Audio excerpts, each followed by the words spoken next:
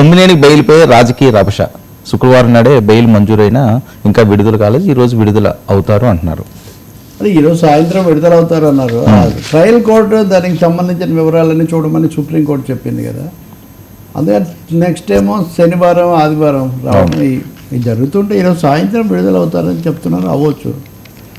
అయితే ఈ లోపల దీని మీద మళ్ళీ రాజకీయమైన ఒక రభసనే చాలా ఆశ్చర్యం కలిగిస్తుంది. అది కూడా స్వయంగా హోంమంత్రి అనిత గారి కామెంట్స్.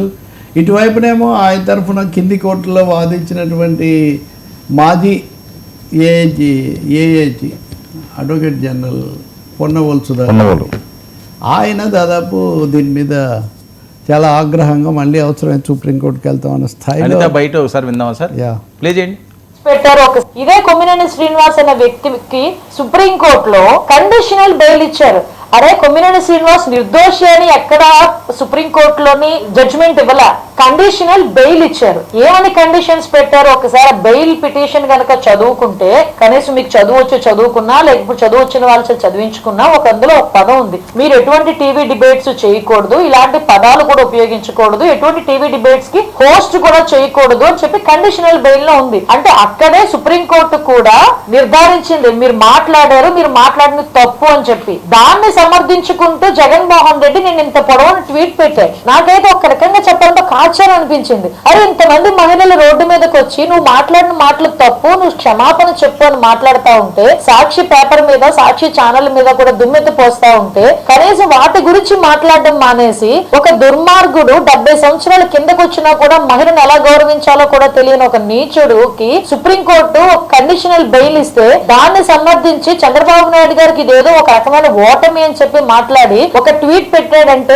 జగన్మోహన్ రెడ్డికి మహిళల పట్ల ఉన్న గౌరవం ఎలాంటిదో మనందరం అర్థం చేసుకోవాలి. అరే ఈ రోజు వైఎస్ఆర్సీపీ మహిళా నాయకులందరూ కూడా కూర్చొని దాని మీద డిబేట్ పెట్టుకోండి. అసలు వేశ్యల రాజధాని ఎందుకు అనాల్సి వచ్చింది సాక్షి టీవీలోని, దాని మీద మీటింగ్ పెట్టుకుని దాని మీద ఒక కంక్లూజన్ వచ్చి జగన్మోహన్ రెడ్డి భారతిరెడ్డి ఇద్దరు కలిపి క్షమాపణ చెప్పాలి అని. ఇదే కొమ్మినేని శ్రీనివాస్ అనే వ్యక్తికి సుప్రీంకోర్టులో ఒకటి హోంమంత్రి గారు చెప్పే దాంట్లో మహిళల తరఫున గాయపడ్డారు, మీటింగ్ పెట్టుకోలేదు, అంతా ఓకే. నేను మొన్న కూడా చెప్పా, అసలు వీళ్ళు మహిళల గురించి ఎవరు మాట్లాడలేదు, వాళ్ళు వీళ్ళు కూడా. నేను దాని మీద ఒక వ్యాసం కూడా రాశా, భరించలేక మహిళల సమస్యను, సామాజిక సమస్యను రాజకీయ రాజధాని సమస్యగా చేశారు. ఆ సమయంలో నేను అన్నది అనివార్య చర్య అంటే ఈ రాష్ట్రంలో ఉన్న ద్వేషాలు ఒకరినొకరు అరెస్ట్ చేసుకోవడాలు చూసినప్పుడు కొమ్మినేని అరెస్ట్ చేస్తారు, తప్పనిసరిగా జరుగుతుంది. అదే అంతవరకే. కానీ రెండో మాట అని అంటున్నారు చూడండి, అవన్నీ సుప్రీంకోర్టు తీర్పు లేదా ఉత్తర్వు, ఆ ఉత్తర్వుల్లో అలా లేదు. రెండో వైపున పొంగులేటి ఆయన చెప్తున్నటువంటి సుధాకర్ రెడ్డి, పొన్నవోలు సుధాకర్ రెడ్డి చెప్తున్నంత ఏకపక్షంగా కూడా లేదు. బేసిక్గా చదువు రాకపోవడం ఇవన్నీ పక్కన పెడదాము. అందులో చాలా స్పష్టంగా అసలు ఆయనకు బెయిల్ ఇవ్వడానికే కారణం ఆయన నేను కొంత విమర్శించా, ఇప్పటికి కూడా ఆపి ఉండాలి అని కూడా నేను చెప్పా, అది వేరే విషయం. సుప్రీంకోర్టు ఎందుకని ఆయన మాట్లాడలేదు అన్నదే సుప్రీంకోర్టు వైఖరి. మాట్లాడిన దాన్ని సుప్రీంకోర్టు తప్పు పట్టడం అనే ప్రసక్తే ఉత్పన్నం కాదు. సుప్రీంకోర్టు చెప్తుంది ఫర్ ది వర్డ్స్ విచ్ ఆయన వాడని పదాలు అని.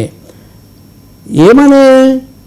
Considering that the petitioner himself has not made any defamatory or derogatory statement and that is journalistic participation etcetera. అంటే రెండు కారణాల వల్ల సుప్రీంకోర్టు బెయిల్ ఇచ్చింది. ఒకటి, ఆయన అనలేదు, వచ్చిన అతిథి గెస్ట్ అంటే ఆయన ఏం చేస్తాడు, నేనంటే మీరేం చేస్తారు అన్న వాదన తీసుకుంది. బేసిక్గా ఇదొక్క కొమ్మినేని దీనికే పరిమితం కాదు. రెండో విషయం, ఆయనకు బెయిల్ ఎందుకు ఇచ్చారు? అసలు బెయిల్ ఇచ్చిందే డిబేట్లు చేసుకోవడానికి, ఆయన ఉన్నకున్న హక్కును కాపాడడానికి మేము బెయిల్ ఇస్తున్నాము అని చెప్పింది సుప్రీంకోర్టు. మరి మంత్రి గారు దాన్ని సరిగా చూడలేదా, ఆమె సహాయకులు ఆమెకు చెప్పలేదా నాకు తెలియదు. కానీ ఏమని, his journalistic participation in a live TV news show deserves to be protected.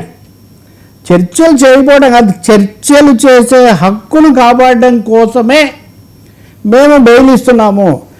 Considering that the petitioner has himself not made any defamatory or derogatory statement and his journalistic participation in a live TV show deserves to be protected, which in turn shall protect the right to freedom of speech, we direct that the petitioner be released on bail in connection with FIR number 108 of 2025 dated etc. కాబట్టి హోంమంత్రి గారు చెప్తున్న వ్యాఖ్యలు వాస్తవం కాదు, court చెప్పింది భిన్నం, court చెప్పిన దానికి భిన్నంగా ఉంది.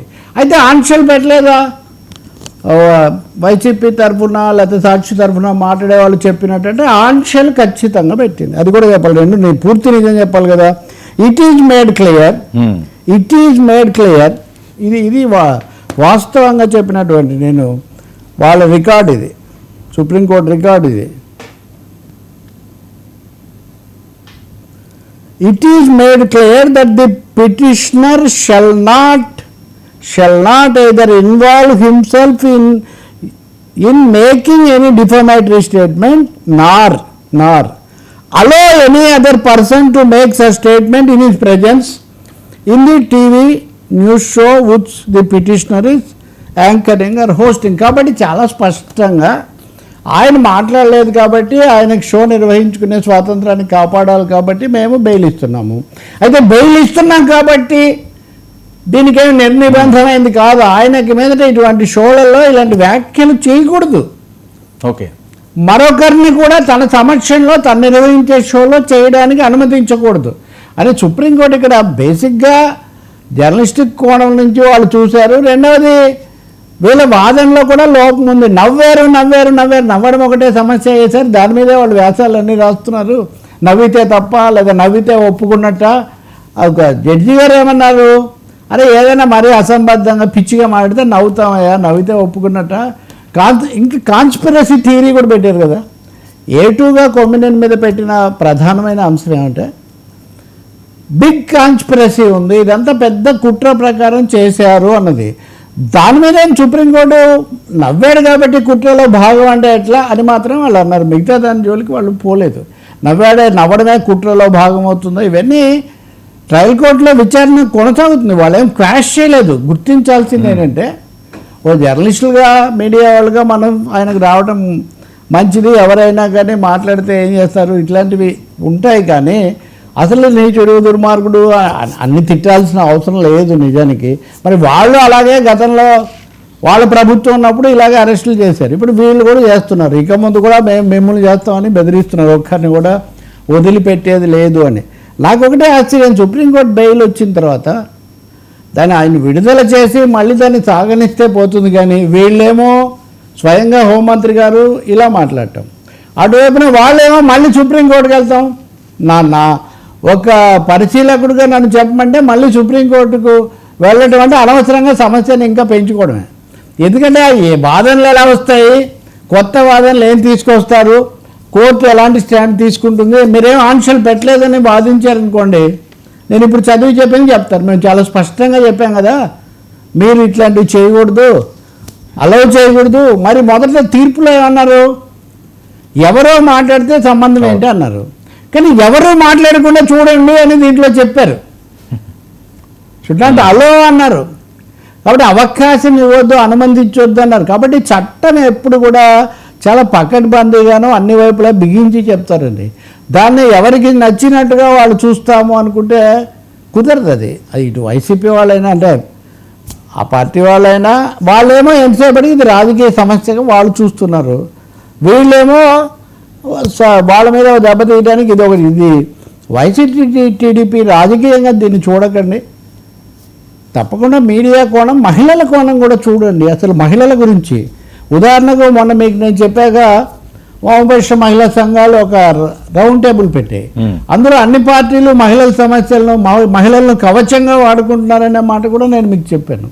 ఇప్పుడు కూడా వాళ్ళు మళ్ళీ ఒకటి పెట్టి ఇదే మాట్లాడుతున్నారు. ఏమన్నా విడుదల చేస్తున్నారా? లేదు కదా, లేదు, సమయం పడుతుంది, సాయంత్రం అంటున్నారు. త్వరగా బయటికి రావాలని మనం కోరుకుందాం.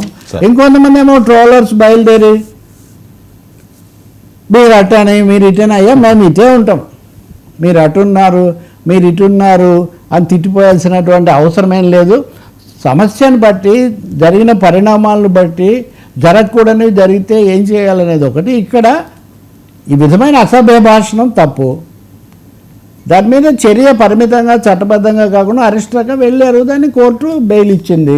ఏ1కి ఇవ్వలేదు కదా. ఇంకా ఉదాహరణకు ఏ1 తరఫున వీళ్ళు వాదించట్లేదు కూడా. అంటే ఎందుకైనా ఆ షోలో జరిగింది వాళ్ళు కూడా సమర్థించలేని అంశంగా ఉందని వాళ్ళు భావిస్తున్నారు. అటువంటిప్పుడు దానికి కొంచెం విచారం కూడా ఉండాలి కదా. సాంకేతికంగా నాకేం సంబంధం అన్నప్పటికీ అంటే ఇంకా ఆయనే చూసుకోవాలి. అదే ఆ భాగం పక్కన పెట్టి అంతే కదా, ఆయనే చూసుకోవాలి. ఆ భాగం పక్కన పెట్టేసి ఎంతసేపటికి కూడా ఇంకా this a war, YCP TDP war, దాంట్లో ఈయనకొక అన్నట్టుగా చూస్తే ఎలా కుదురుతుంది? యా.